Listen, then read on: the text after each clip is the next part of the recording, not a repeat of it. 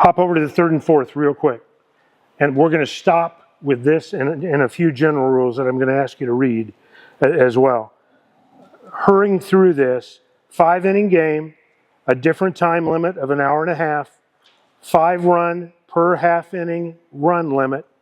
And in this one, I told you this was different. The run rule is 10 after 3 for this game. We're going to have these pages posted in the Umpire Shack. I shared this for those of you that were here last Saturday. If I umpire a younger game, I go back and read those before I go out to the diamond because they're different. I don't care how many games you've done at one age. Just get used to looking those over just before you go out again. They're going to be posted up there in Valley Center for a reason because we switch ages so much. Even if you do a lot of first and second, go in there and look at it again. It never hurts to make sure you got the right rules for the right age. So,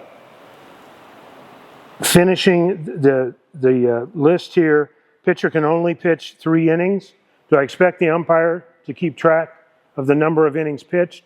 You carry a scorebook with you? I don't. So I'm going to rely on the scorekeeper. Now, if this is the first game of the night, I'm not going to have any problem remembering that.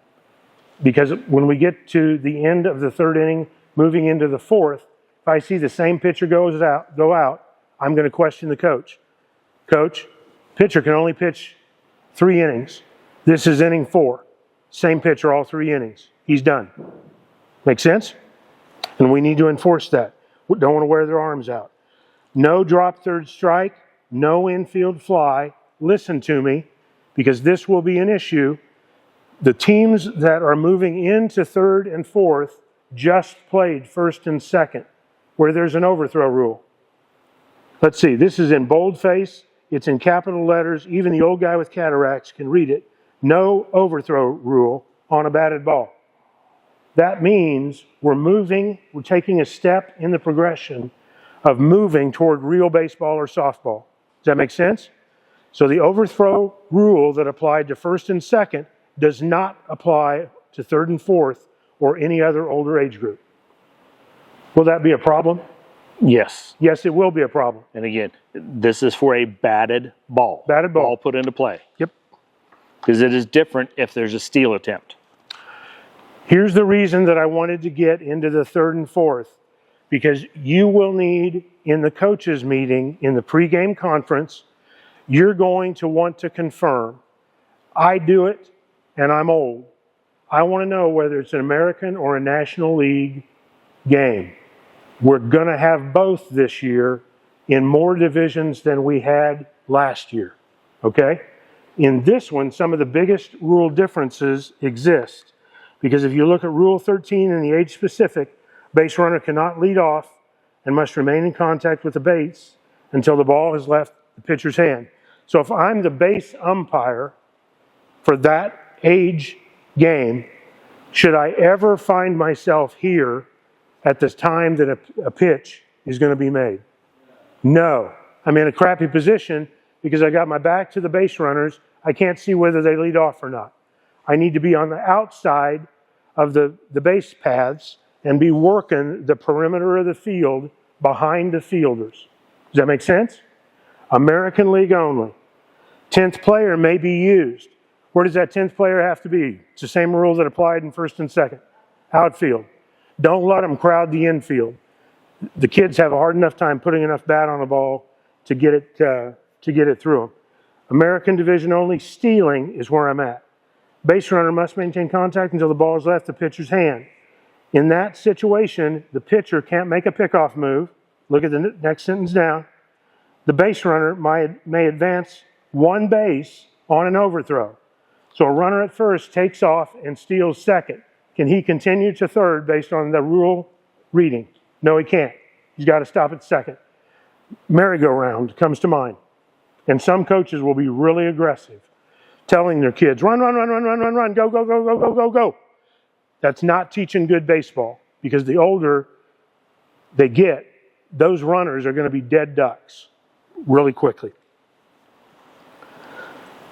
In third and fourth, another twist. Pitcher throws 4 balls. 4 balls. All of them are called ball. What do you do from there? Coach pitcher comes in. In that situation where the coach takes a 4-0 count, there have been 4 balls. How many pitches does the adult coach pitcher get?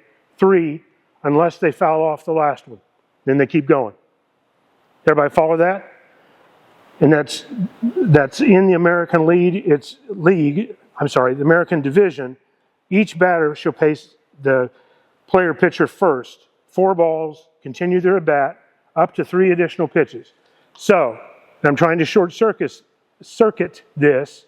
4th ball is achieved after the batter has 2 strikes. How many pitches does the coach pitcher have? 1.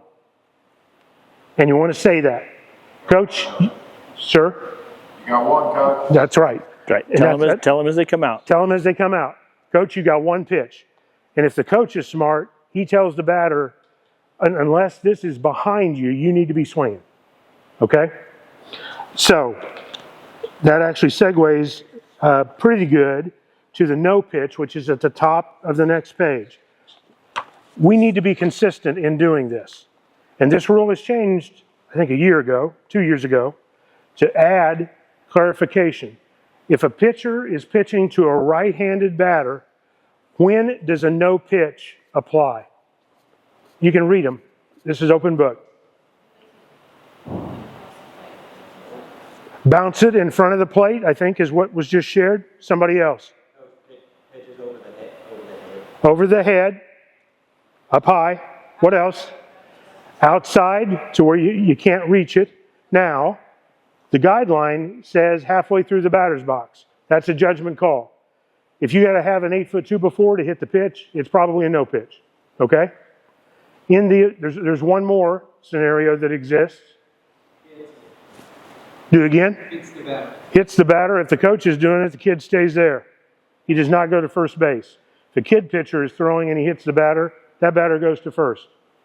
Okay?